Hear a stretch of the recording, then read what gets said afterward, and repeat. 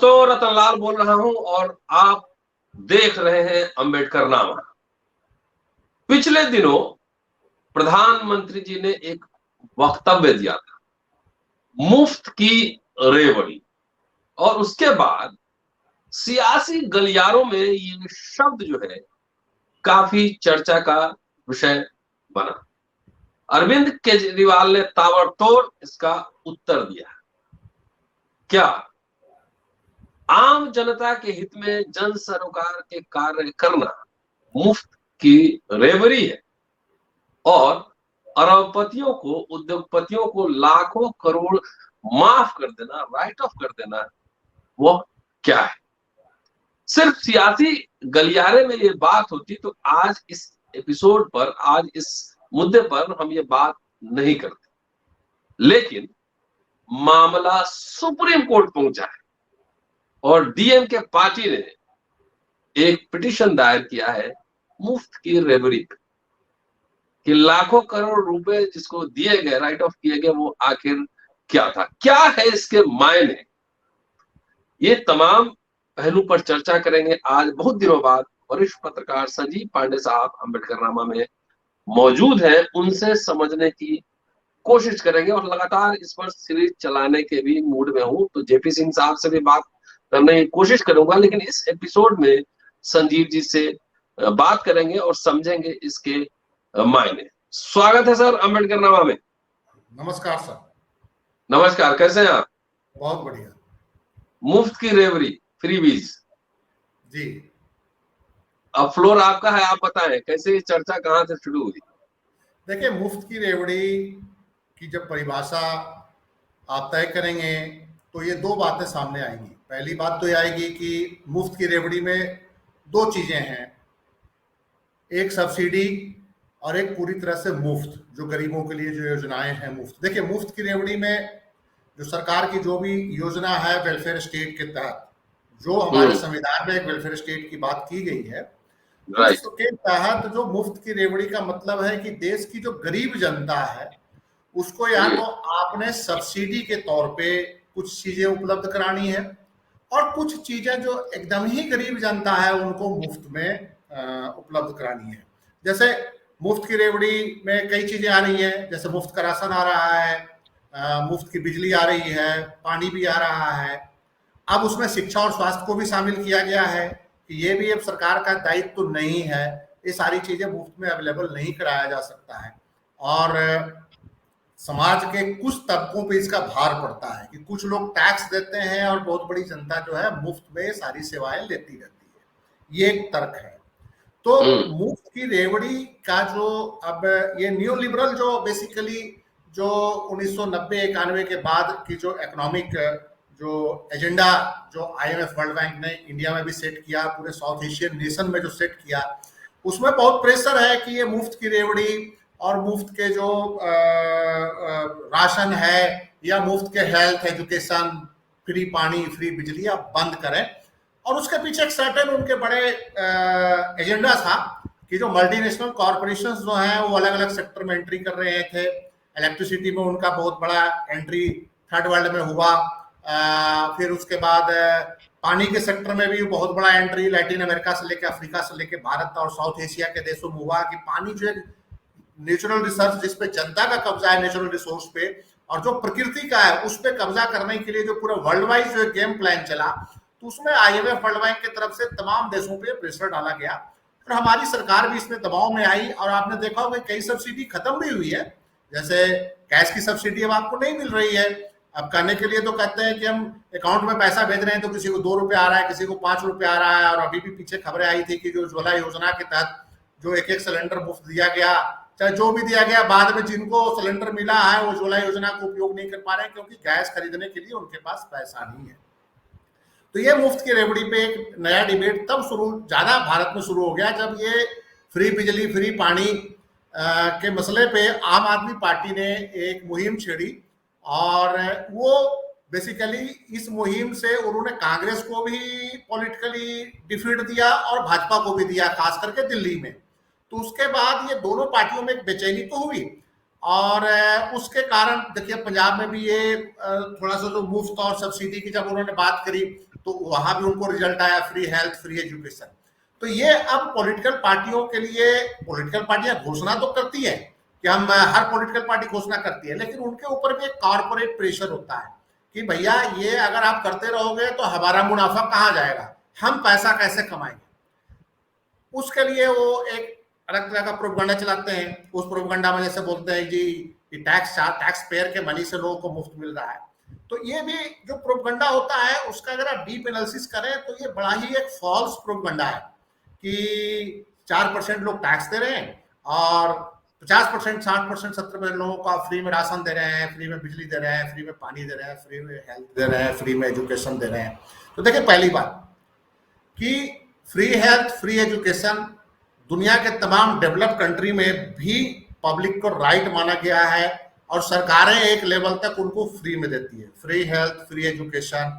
और वहां तो ये भी है कि अगर बंदा बेरोजगार है तो उसको एक अच्छा खासा हैंडसम अमाउंट भी मिलता है जीवन यापन के लिए, बुढ़ापा काटने के लिए भी बहुत अच्छा हैंडसम अमाउंट मिलता है। आप यूएस से लेकर, कनाडा से लेकर, अगर आप यूरोपियन देशों में भी जाए, ब्रिटेन में तो टोटल हेल्थ फ्री माना जाता है एक तरह से, कनाडा में भी हेल्थ फ्री है। तो ये तो तमाम चीजें हैं, दुनिया के तमाम विकसित देशों में ये है। तो वेलफेयर स्टेट के तहत ये जनता का हक है। कोई फ्री की रेवड़ी की जब बात होती है तो वो उसका एक राइट है, क्योंकि जिस संसाधन से शासक वर्ग और कॉर्पोरेट मुनाफा कमा रहा है उसका अपना तो नहीं है ना, वो तो नेचर ने दिया है। और वो देश का जैसे भारत देश का ही है ना पूरा, ये पूरा प्रकृति ने जो कुछ दिया है उस पर चंद लोग अपना कब्जा करके कहें कि ये मुफ्त में खा रहे हैं। अरे भैया मुफ्त में कैसे खा रहे हैं, उस नेचर पे, उस प्रॉपर्टी पे उसका भी उतना ही हक है जितना आपका है। ये अलग बात है कि वो उस हिसाब से आपकी तरह दिमाग नहीं है, वो कमा नहीं पाया, प्रॉफिटियर नहीं बन पाया, वो बेचारा मजदूर ही रह गया, उसको अच्छी चिकित्सा नहीं मिली क्योंकि कुछ ऐसी परिस्थितियां थी। तो वैसे में फिर किसकी जिम्मेवारी बनती है? ये स्टेट और पब्लिक के बीच जब एक समझौता होता है तो स्टेट सिर्फ सुरक्षा की जिम्मेवारी थोड़ी लेती है कि हम आपको सुरक्षा देंगे विदेशी आक्रांताओं से, क्रिमिनल से। वो तो ये भी कहती है कि हम आपको भूख से भी बचाएंगे, आपकी बेरोजगारी भी दूर करेंगे, आपको अच्छा स्वास्थ्य भी देंगे, आपको अच्छी शिक्षा भी देंगे और आपको बेहतर एक जीवन स्थिति में लेकर आएंगे। ये कमिटमेंट होता है, स्टेट का कमिटमेंट होता है, किसी पॉलिटिकल पार्टी का कमिटमेंट नहीं होता है। ये जो स्टेट में जो ओवर को भी पार्टी आ जाए, स्टेट का कंसेप्ट इससे आया है। पब्लिक के साथ अगर कोई एग्रीमेंट हुआ है, जिसको हम लोग पॉलिटिकल साइंस में कभी पढ़ते थे कि अनुबंध थ्योरी है, तो वो तो उसका हक है। अब बात आते हैं कि फ्री की रेवड़ी में जो एक प्रोपगंडा होता है कि 4%, 5% लोग टैक्स देते हैं और 50% लोग उस टैक्स मनी को उड़ा जाते हैं।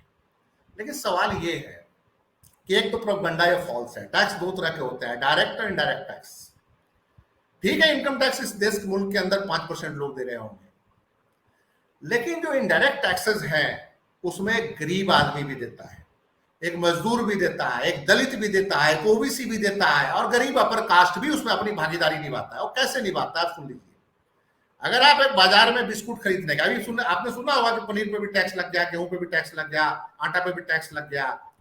बाजार में आप कोई भी वस्तु खरीदने जा रहे हैं तो क्या उस पर टैक्स नहीं है? आप पे आप टैक्स नहीं देते हैं? तो टैक्स तो देश की 100 करोड़ जनता, चाहे वो 1 पैसा दे, चाहे 10 रुपया दे, चाहे 500 रुपया दे, चाहे 1000 रुपया दे, 100 की 100 करोड़ जनता टैक्स दे रही है। ये आप प्रोपगंडा क्यों फैला रहे हैं कि गरीब बंदा टैक्स ही नहीं देता? सेकेंड, जो गरीब जनता है, देखिए इस फ्री रेवड़ी को जो आप बात कर रहे हैं उसका बेनिफिट किसको है? इसका बेनिफिट अगर जैसे दिल्ली में है तो दिल्ली में बेनिफिट किसको मिल रहा है?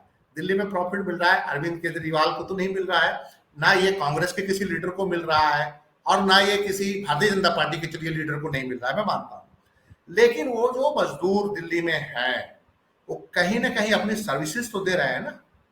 झोपड़ी में रह के, एक मतलब कि गंदगी के माहौल में, अपना घर परिवार छोड़ के, अपने बच्चों को, अगर फैमिली है तो वो भी बहुत वर्ष पोजिशन में रह के आपकी फैक्ट्रियों में 12 घंटा काम कर रहा है, 10,000 रुपये, 15,000 रुपये पे काम कर रहा है, जिसमें एक जीवन इस देश में नहीं दिया जा सकता।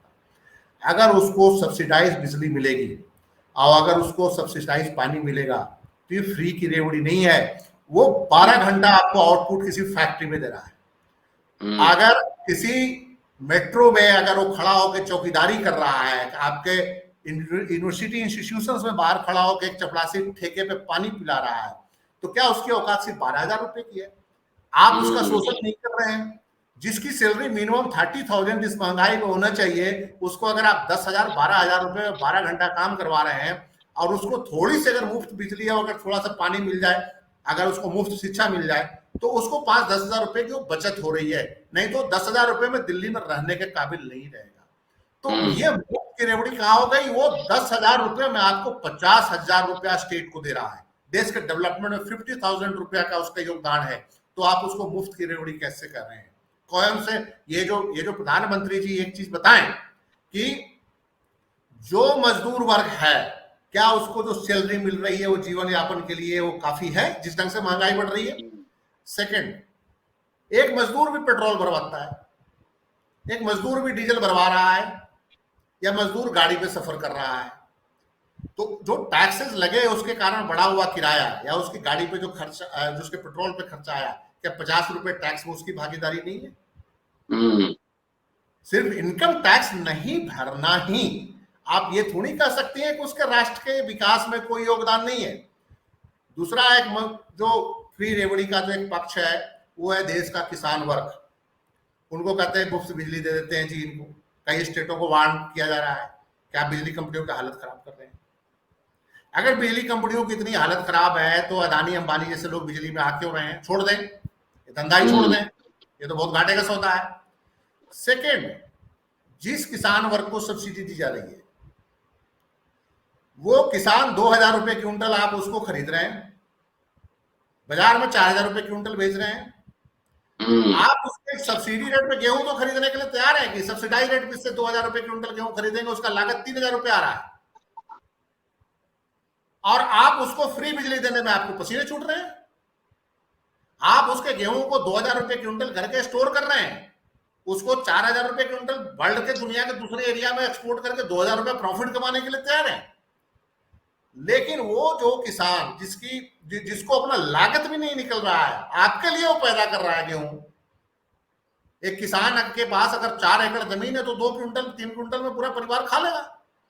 बाकी का सरप्लस तो इस देश की 100 करोड़ आबादी को फीड कर रहा है। अगर आज आपके पास किसान अगर इस देश में प्रोडक्शन ना करे, तो आपके इंपोर्ट करते करते पसीने छूट जाएंगे। किसी जमाने में स्थिति थी 1960 के दशक में, जब इंपोर्ट करते हुए आपके पास, अब किसानों को फ्री बिजली मिल रही है, सब्सिडाइज बिजली मिल रही है, फ्री भी नहीं कह सकते, सब्सिडाइज बिजली है। कुछ राज्यों में तो सब्सिडी भी खत्म कर रहे हैं धीरे धीरे, कुछ राज्यों में, पंजाब हरियाणा में सब्सिडी है, कई स्टेटों में सब्सिडी है। अब किसान सम्मान निधि प्रधानमंत्री ने 6,000 रुपए शुरू किया, अब उस पर भी विवाद उठ रहा है। ये तो चुनाव जीतने के लिए किया, लेकिन वो चुनाव जीतने के नहीं किया। प्रधानमंत्री 6,000 रुपया भी कुछ नहीं है, वो भीख है। किसान को जो 60,000 और 1,00,000 का कंपनसेशन मिलना चाहिए साल में सरकार की तरफ से, उसको 6,000 रुपए देकर आपने निपटा दिया, और फिर चुनाव के टाइम में उसके अकाउंट में 2,000 रुपए भेज के आप उस पर एहसान भी जता रहे हैं। देख, तू तो भूखा मर रहा, हमने तेरे अकाउंट में 2,000 रुपए भेज दिए। इससे पहले केसीआर ने इससे ज्यादा हैंडसम अमाउंट दिया वहां पे तेलंगाना में।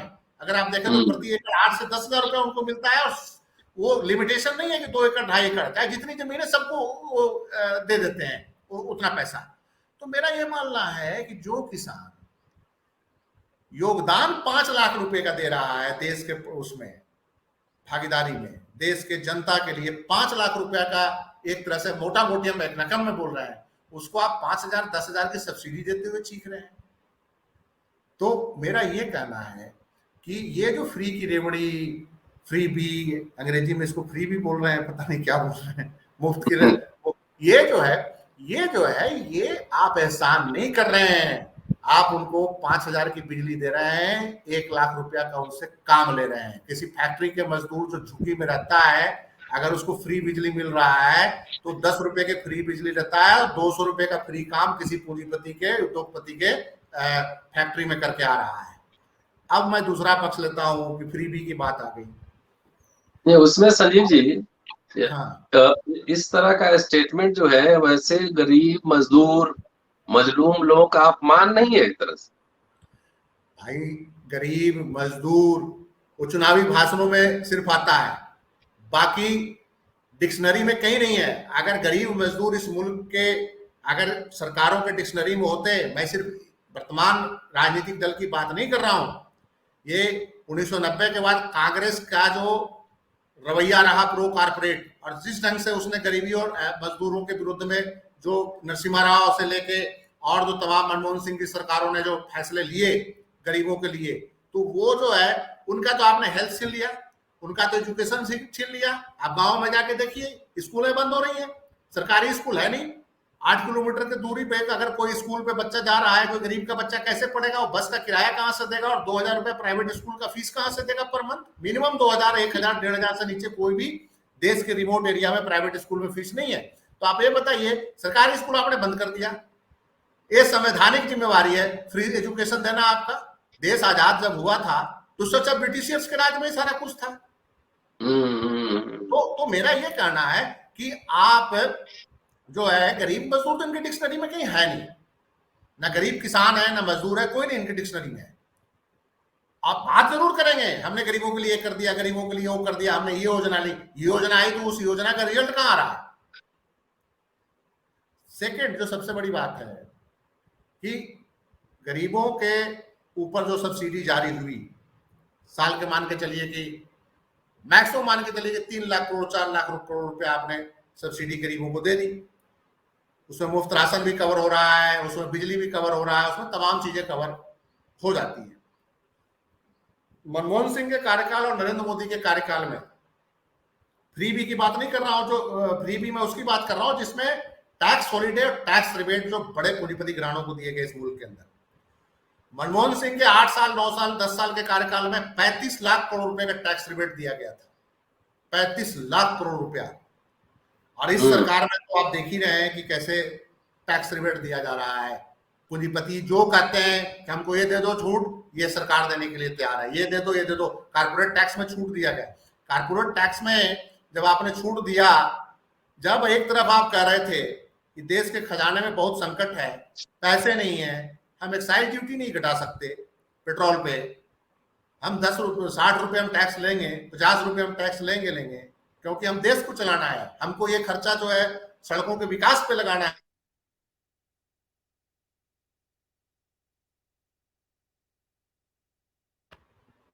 से पैसे लेते गए, पेट्रोल में पैसे लेते गए। तो जब आपके खजाने में कमी थी तो आपने फिर उसी दौरान एक कॉर्पोरेट घरानों को कॉर्पोरेट टैक्स में छूट क्यों दिया? वेल्थ टैक्स क्यों नहीं लगाया कॉर्पोरेट घरानों पे जिनके पूंजी बढ़ रही है? गौतम अदानी, कोविड के दौरान जब गौतम अदानी और मुकेश अंबानी और तमाम बड़े बड़े पूंजीपति और भी पूंजीपति हैं जिनके इनकम में बढ़ोतरी हुई, जो 10 अरब डॉलर का बंदा था वो 100 अरब डॉलर पार कर गया, जो 100 अरब डॉलर का बंदा था वो 200 अरब डॉलर पार पहुंच रहा है, तो उन पे वेल्थ टैक्स क्यों नहीं लगाया भाई? अभी देखिए, यूक्रेन और रूस के बीच युद्ध चल रहा है, उसके कारण पूरी दुनिया में पेट्रोल की कीमतें बढ़ी। इसी बीच एक खबर आई कि पेट्रोल की कीमतें बढ़ने के साथ ही दुनिया भर की तेल कंपनियों का मुनाफा में आश्चर्यजनक तरीके से बढ़ोतरी हुई, खूब प्रॉफिट कमाया। हमारे यहाँ के पूंजीपति जो है वो जामनगर रिफाइनरी में रूस से तेल खरीद करके रिफाइन करके यूरोपीय देशों को बेच रहे हैं। जो यूरोपीय देशों के जो तेल कंपनियां खरीद रही हैं वो जबरदस्त मुनाफा कमा रही हैं, और मुनाफा इस कदर है कि जो पिछले साल के मुकाबले 400-500% ज्यादा मुनाफा है। जो यूरोप की जो तेल कंपनियां हैं उनका भी रिपोर्ट आया है जिसमें बीपी है और भी तेल कंपनियां हैं, वहां पे उनके मुनाफा को देखते हुए और आम आदमी पे भार बढ़ते हुए देखते हुए सरकारों ने फैसला लिया कि इन पे विंडफॉल टैक्स लगाया जाए। एक तरफ जनता तंग हो रही है, जनता को महंगा तेल मिल रहा है, जनता को महंगा गैस मिल रहा है, और दूसरी तरफ ये जो गैस और तेल बेचने वाली कंपनियों का मुनाफा हजार % बढ़ गया 2021 के मुकाबले। 3 महीने में 2022 में उन्होंने विंडफॉल टैक्स लगा दिया कि आपका प्रॉफिट ज्यादा हुआ है, आप टैक्स दो, ये जनता के वेलफेयर पे खर्च होगा। जब इस मुल्क के अंदर एक तरफ कोविड के दौरान करोड़ों लोगों का रोजगार चला गया और उस दौरान तमाम कंपनियों के मुनाफा बढ़े, गौतम अदानी तो दुनिया के चौथे 5वें अमीर हो गए, इन पे टैक्स क्यों नहीं लगाया गया? इन पे वेल्थ टैक्स क्यों नहीं लगाया गया? आपने आम जन को तो कहते रहे कि हमारे पास पेट्रोल, हमारे पास खजाने में पैसा नहीं है, कंट्री को चलाना है तो आपको तेल पे टैक्स देना होगा। जब तेल पे हमें टैक्स, पेट्रोलियम पे हम 50 रुपए 60 रुपए ड्यूटी दे रहे हैं, तेल टैक्स दे रहे हैं अलग अलग, तो आप ये बताइए कि देश के हित में उन पे भी विंडफॉल टैक्स लगना चाहिए कि आपका प्रॉफिट बढ़ा है अलग अलग बिजनेस में, वेल्थ टैक्स लगाते हैं। तमाम टैक्स दुनिया में वेल्थ टैक्स पे लगाने पे बात हो रही है, अमेरिका में वेल्थ टैक्स पे डिबेट हो रहा है कि भैया ये पूंजीपतियों का देश के गरीब जनता को बचाने के लिए हमें अमीरों पे टैक्स लगाना होगा, और अमेरिका में शायद लग भी जाएगा, डिबेट भी हो रहा है। यूरोपीय देशों में वेल्थ टैक्स है, हमारे यहाँ सिर्फ पूंजीपतियों पे टैक्स क्यों नहीं है? जो संसाधन भी लूट रहे हैं, जनता के पैसा से, बैंक से लोन लेते हैं, उसी पैसा से मुनाफा कमाते हैं, बैंक के पैसे लेके भाग भी जाते हैं और उन पे कोई टैक्स भी नहीं लग रहा है। तो इस लूट पे तो कोई देखे इस देश में, पॉलिटिकल पार्टी का सिस्टम तो देखे। इंटेलेक्चुअल्स भी इस पे बात नहीं करते, मैं हैरान हूं। कुछ इकोनॉमिक्स के रिपोर्टर गोल बोल करके लिख जाते हैं, लेकिन देश के जो बड़े बड़े इंटेलेक्चुअल ये बोलते हैं कि ये चार अम्बेडकरनामा पे तो चर्चा होती है लगातार। हाँ नहीं, आप लगातार इस बात पर चर्चा कर रहे हैं और धन्यवाद के पात्र हैं, और शुक्रिया। इस पे लगातार आपको आगे चर्चा करनी भी चाहिए कि आप ये बताइए कि पूंजीपति जो देश है, पूंजी जो कैपिटलिस्ट कंट्री है, वो भी एक सीमा तक कॉर्पोरेट को मुनाफा कमाते हुए देखना चाहते हैं। वो कहते हैं कि उसका सीधा असर देश की गरीब जनता पे ना है। अभी यूरोप में एनर्जी बहुत महंगी हो चुकी है, हालत आम लोगों की खराब है। उसी भी जब रिपोर्ट आई कि भैया ये तेल कंपनियां तो मुनाफा पिछले साल के मुकाबले हजार गुना ज्यादा कमा रही है, उन्होंने कहा भाई टैक्स लगाओ इन पे। ऐसा थोड़ी है कि आम जनता को महंगा गैस और तेल बेच के और अपना मुनाफा जेब में रख के निकल जाएंगे। हमारे यहाँ क्या हो रहा है? हमारे यहाँ गरीबों पर टैक्स तो घट नहीं रहा है, महंगाई बढ़ी जा रही है। पेट्रोल की कीमतों में अगर थोड़ा सा घटाव करें तो महंगाई कम होगी, तो उस पर टैक्स लग नहीं रहा है। वहां कॉर्पोरेट को फ्रीबी, ये तो फ्रीबी की ये तो बात हो रही है, सब्सिडी की, लूट की बात नहीं हो रही है। ये तो सरकार जो कानूनी तौर पे उनको खुली सब्सिडी दे रही है कॉर्पोरेट घरानों को, कॉर्पोरेट टैक्स के रूप में, वेल्थ टैक्स नहीं लगा के, विंडफॉल टैक्स नहीं लगा के, इनहेरेंट टैक्स नहीं लगा के, जो बेनिफिट्स दे रही है, कानूनी मतलब कि बेनिफिट्स उनको दे रहे हैं, कानून के दायरे में ये सरकार बदमाशी कर रही है। ये बताइए। और दूसरा एक है बैंकों का लूट, जो आम जन का पैसा जमा है, उसमें 12 लाख करोड़ रुपया, 10 लाख करोड़ रुपया आपने बट्टे खाते में डाल दिया कि भैया अब ये वापस नहीं आएगा। तो मतलब कि कॉर्पोरेट का योगदान कहाँ रहा? फ्रीबी पे जो डिस्कशन कर रहे हैं वो तो ये तो बताएं कि जनता के ही पैसे से कॉर्पोरेट ने देश के संसाधनों को लूटा, उन्हीं के पैसे से फैक्ट्री लगा रहे हैं, उन्हीं के पैसे से आके मुनाफा कमा रहे हैं, उन्हीं के पैसे लेके भाग भी जा रहे हैं, विदेशों में भी जाके बस रहे हैं, उन पे तो कोई डिस्कशन नहीं कर रहा। बात सिर्फ इसमें हो रही है कि जनता को 5 रुपए की जगह 10 रुपए में बिजली, 10 रुपए की जगह 5 रुपए में बिजली दे दी। क्यों दे रहे हो भाई? किसान को थोड़ा सा पानी दे दिया फ्री में, थोड़ा सा बिजली फ्री में दे दिया, पूरी सब्सिडी इनका देख लीजिए, लाख, 1.25 लाख करोड़, 1.5 लाख करोड़ रुपए से ऊपर नहीं जाता इस देश के अंदर, लेकिन उस पर इतना हाय तौबा मचा हुआ है। पानी जो है सार्वजनिक संपत्ति है, उसको प्राइवेटाइज करने के गेम में लगे हुए हैं। देखिएगा पानी का क्या हालत करेंगे पूरे मुल्क के अंदर। तो ये जो पूरी जो योजनाबद्ध तरीके से जो पूरा खेल हो रहा है, इस खेल में 100 करोड़ की आबादी में 80 करोड़ आबादी कहीं नहीं है सरकार के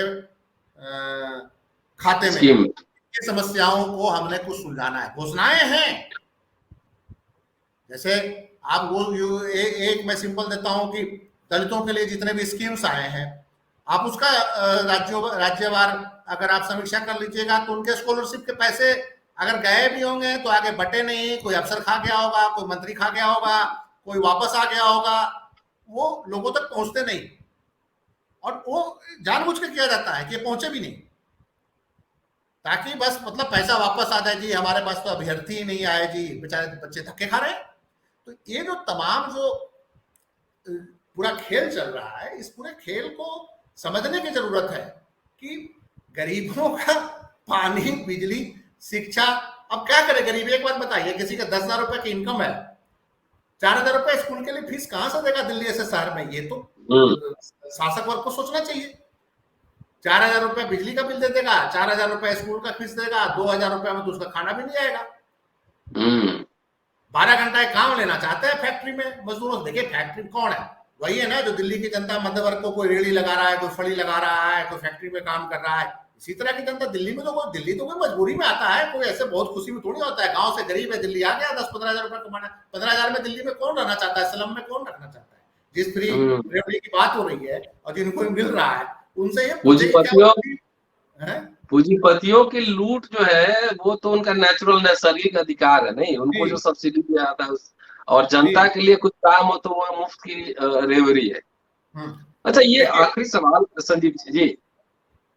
देखिए, इसके लिए मैं बड़ी एक सीधी सी बात करना चाहता हूं कि किसी एक पार्टी को गाली मत दीजिए, हम्म। भारतीय जनता पार्टी को अकेला गाली न दीजिए, ये सारे अभी बीज तो कांग्रेस शासन के में है, लोग तो हैं। ये चूंकि प्रधानमंत्री के मुंह से ये बात आई है, जी, और मुझे याद है कि शायद बुलंदशहर में जो सड़क का उद्घाटन करने गए थे, उसी में उन्होंने कहा था, उसी में कहा था प्रधानमंत्री ना। प्रधानमंत्री बेसिकली क्या प्रॉब्लम है कि प्रधानमंत्री जो है थोड़ा सा मनमोहन सिंह से सीखे कि बिना बोले कारपोरेट को कैसे फायदा दिया जाता है।